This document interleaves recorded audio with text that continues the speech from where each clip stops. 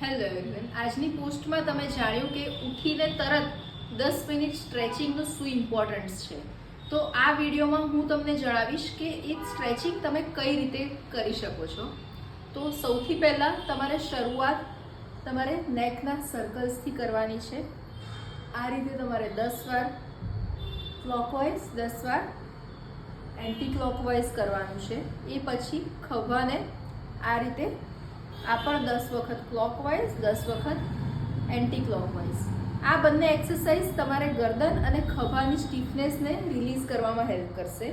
એના પછી બંને હાથ માથા પાછળ આ રીતે લોક કરી દેવાના છે અને પાછળ ખેંચવાના છે. આ તમારે 30 સેકન્ડ સુધી હોલ્ડ કરવાનું છે. પછી 30 સુધી ગણી જાય એટલે રિલેક્સ, ફરીથી 30 સેકન્ડ હોલ્ડ. આવા તમારે 3 રિપીટેશન્સ કરવાના છે. આ પતી જાય પછી તમારે લેગ્સને થોડા બ્રોડ કરી દેવાના છે અને સાઈડ બેન્ડ્સ આ રીતે તમારે 10 કાઉન્ટ આ બાજુ 10 કાઉન્ટ આ બાજુ અને પછી હાથને થોડા બ્રોડ રાખવાના છે અને આ રીતે આમ. તો આ જે એક્સરસાઇઝ છે આ બંને એ તમારી જે કમરની સ્ટીફનેસ છે એ રિડ્યુસ કરવામાં હેલ્પ કરશે. એના પછી તમારે લેગ્સને ફ્રન્ટમાં લઈ આ રીતે હોલ્ડ કરવાનું છે. આ પણ 30 સેકન્ડ સુધી હોલ્ડ કરવાનું છે. દેન રિલીઝ. પછી બીજા પગે અગેન 30 સેકન્ડ હોલ્ડ કરવાનું છે. દેન રિલીઝ. આ 3 રિપીટેશન્સ કરવાના છે.